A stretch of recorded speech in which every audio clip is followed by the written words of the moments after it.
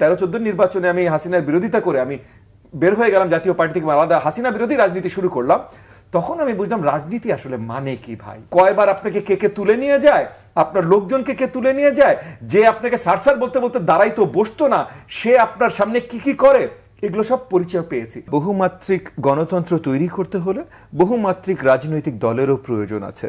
So নতুন একটা তরুণদের দল, তরুণ নির্ভরশীল দল, তারা ভালো করবেন খারাপ করবেন পরের কথা, বাট আসলেন তো, এই জিনিসটাকেও আমি অনেক অপটিমিস্টিকলি দেখি। তারা কেমন করবেন আপনার প্রথম প্রশ্ন ছিল, এখন এটাতে আসি। ইনিশিয়ালি হয়তো তারা অনেক হোঁচট খাবেন, কারণ যে কোনো যাত্রায় প্রথম দিন কেউ ভালো করে না। আপনি যদি এমন কোনো দলের কথা বলেন যে তারা শুরুতে এসে অনেক বড় হয়ে গেছে, অনেক কিছু করতে পেরেছে বা সরকারি ক্ষমতার সাথে কাছাকাছি চলে গেছে, তখন আপনার দেখতে হবে ওই দলগুলো হয়তো সরকারি সহযোগিতা নিয়ে তৈরি হয়েছে।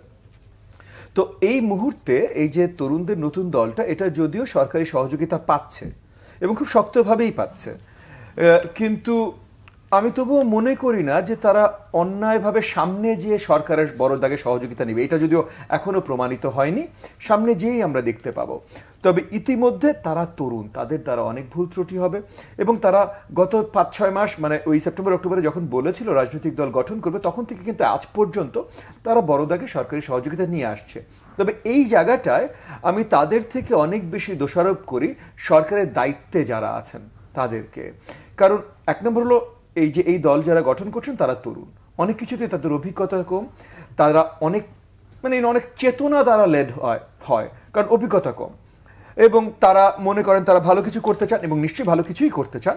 তো তারা মনে করেন তারা যেটা করতে চান এটার থেকে ভালো আর কিছু হতে পারে না। এটা হলো তারুণ্যের ইনএক্সপিরিয়েন্স, যে তারা যেটা করতে চান বা করবেন এটার থেকে ভালো অন্য কেউ করতে পারবেন না, এবং এটা করার জন্য তারা অনেক কিছুই করতে রাজি থাকবেন। কারণ আপনি যদি মনে করেন যে আপনি জাতির ভালো করছেন, তাহলে জাতির ভালোর জন্য যদি আপনি গুলি খেতে রাজি থাকেন, তাহলে নিশ্চয়ই কাউকে একটা ধাক্কা দিতেও আপনি রাজি থাকবেন, ঠিক না?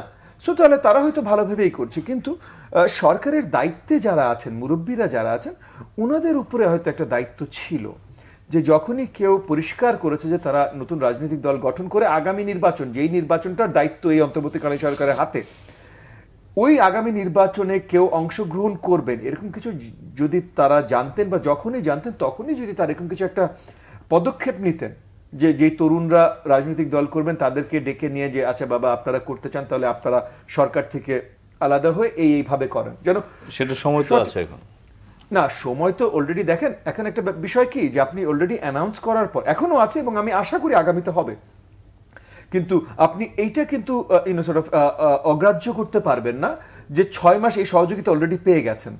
এগেন আমি বলছি না ঠিক আছে আগামীতে যেন না পান, ঠিক আছে, বাট 6 মাস এই সহযোগিতা অলরেডি পেয়ে গেছেন। সো এই জায়গায় ছোট্ট একটা ইমব্যালেন্স যে নাই তা না, এবং আমি আশা করি আগামীতে যে এই ইমব্যালেন্সটা আর বৃদ্ধি হবে না। যদি বৃদ্ধি হয় তাহলে কষ্ট পাবো, এবং তাহলে মনে করবো যে আমাদের তরুণদের এই রাজনৈতিক প্রচেষ্টাটা হয়তো ভুল পথে পা দিয়ে শুরু হলো। এবং একই সাথে জাস্ট একটা জিনিস, আপনি প্রতিকূলতার কথা বলেছেন, প্রতিকূলতার দিক দিয়ে রাজনীতি আসলে অনেক মুশকিল। আমি গত 1.5 দশক ধরে বাংলাদেশের রাজনীতির সাথে সম্পৃক্ত, এবং অনেক ত্যাগ, অ্যাকচুয়ালি কত ত্যাগ স্বীকার করতে হয় বড় দাগে কিছু করতে হলে, বা প্রচেষ্টা থাকলে কত ত্যাগ স্বীকার করতে, এটা 1.5 দশক ধরে করে আসছি, দেখেছি। এবং এই 1.5 দশকে আমি অনেক ভালো মানুষকে রাজনীতিতে আসতে দেখেছি, অনেক, শুধু আমার দলে না অন্য অনেক দলে আমি দেখেছি। এবং এসে তারা 6 মাস, 1 বছর, 2 বছর, তারপর যখন তারা আসল বাস্তবতাটা বুঝেন যে রাজনীতি আসলে কত কঠিন, তারপর ওনারা আর থাকেন না, চলে যায়। ওনাদেরকেও দোষারোপ করবো না, কিন্তু রাজনীতির প্রসেসটা কঠিন, এবং এই কঠিন প্রসেসটা আপনি বুঝবেন না যদি আপনি সরকারের সাথে থাকেন। যেমন মনে করেন আমার যখন রাজনৈতিক যাত্রা শুরু হয় 2010-এর শুরুর দিকে, মানে 11-12-র দিকে, তখন যখন রাজনৈতিক যাত্রা শুরু হয় তখন আমি সম্পৃক্ত ছিলাম জাতীয় পার্টির সাথে। জাতীয় পার্টি তখন সরকারি দলের কোয়ালিশন পার্টনার ছিল, মানে শেখ হাসিনা কোয়ালিশন পার্টনার ছিল। আমি তখন জানতাম না আসলে প্রতিকূলতার রাজনীতি কাকে বলে। এগেন আমি মাত্র রাজনীতিতে এসেছি, এবং আমি এসেছিলাম একটা বড় পজিশন নিয়ে। তো তখন কোনো প্রয়োজনের আগেই থানা বলেন, প্রশাসন বলেন, যা কিছু বলেন, আমি চাওয়ার আগে হাজির থাকতো। এরপর যখন 13-14 নির্বাচনে আমি হাসিনার বিরোধিতা করে আমি বের হয়ে গেলাম জাতীয় পার্টি থেকে, আলাদা হাসিনা বিরোধী রাজনীতি শুরু করলাম, তখন আমি বুঝলাম রাজনীতি আসলে মানে কি ভাই।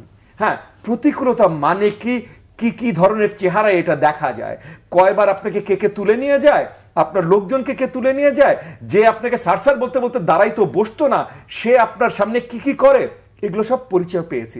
তো হয়তো হয়তো যে প্রতিকূলের কথা বললেন, হয়তো আজকে যে তরুণরা, এবং আমি চাই তাদের উদ্যমটা না কমুক, কিন্তু আমি আশা রাখবো যে তারা উদ্যমটা এমনভাবে ধরে রাখবে যে যারা যখন সরকারের বাইরে যাবেন, যখন প্রতিকূলতাগুলো অ্যাকচুয়ালি ফেস করা শুরু করবেন, আজকে নির্বাচনের সময়, নির্বাচনের পরে যখন ফেস করবেন, তখনও যেন তারা দে ডোন্ট লুজ হার্ট, তারা যেন তখনও রাজনীতিতে লেগে থাকেন।